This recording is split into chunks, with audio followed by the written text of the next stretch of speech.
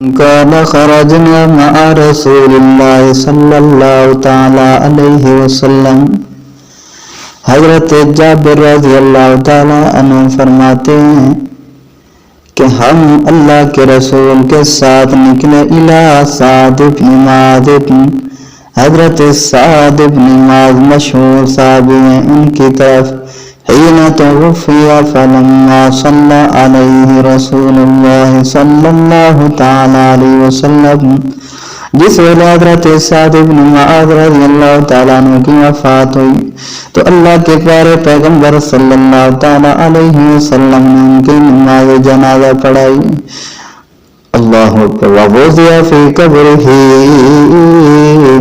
اور ان کو قبر میں اتارا گیا۔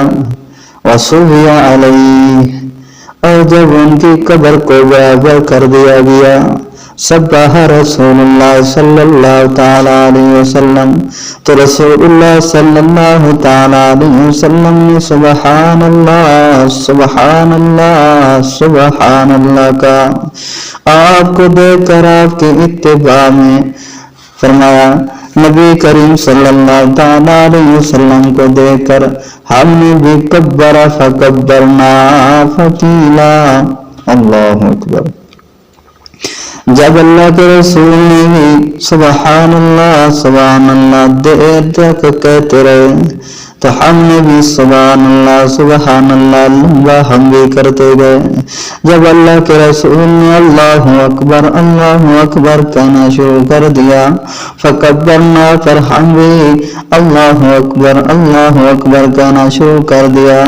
فقیل یا رسول اللہ لما سبحتا ثم کبرتا، تو ہم اللہ کے رسول کے ساتھ تھے تو پھر آپ سے کسی صاحب نے پوچھا یا رسول اللہ لما سبحتا ثم کبرتا، کیوں آپ نے، کیا وجہ تھی آپ نے تسبیح کی اور پھر تکبیر کیا، کیا خاص کوئی سبب تھا اس کا؟ فقال لقد تزايق على هذا العبد الصالح قبره حتى فرجه الله عنه۔ اللہ اکبر۔ آپ صلی اللہ تعالی علیہ وسلم نے فرمایا اللہ کے اس نیک بندے پر اس کی قبر اتنی تنگ ہوئی تھی جس سے اس کو تکلیف تھی، جہاں تک کہ اللہ نے اس کی تنگی کی کیفیت کو دور فرما کر کشادگی پیدا فرما دی اور اس کی تکلیف کو اللہ نے دور کر دیا۔ یہ سعد بن معاذ الانصاری ہے، انصاری صحابی ہے، رسول اللہ کے مشہور اور ممتاز صحابہ کرام میں سے تھے۔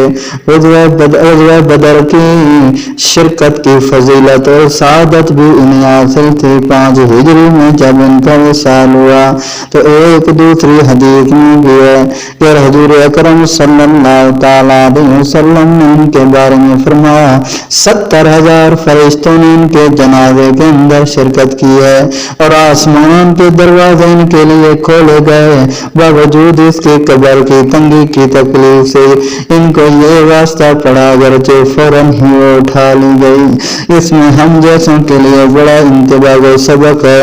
اللہم ارحمنا، اللہم احفظنا۔